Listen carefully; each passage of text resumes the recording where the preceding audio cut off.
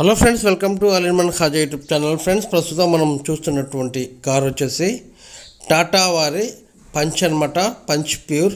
Friends, దీని యొక్క ex-showroom price ఎలా ఉంది, ఆన్ రోడ్ ప్రైస్ ఎలా ఉంది, మనం లోన్ తీసుకోవాలనుకున్నట్లయితే మనకు ఎంతవరకు లోన్ వస్తుంది, అంటే గవర్నమెంట్ వాళ్ళకి ఎంత వస్తుంది, తర్వాత ప్రైవేట్ సెక్టార్లో ఉన్నటువంటి వాళ్ళకి ఏ విధంగా లోన్ అనేది ప్రొవైడ్ చేస్తారు అనేది నేను ఫుల్ వీడియో చేశాను.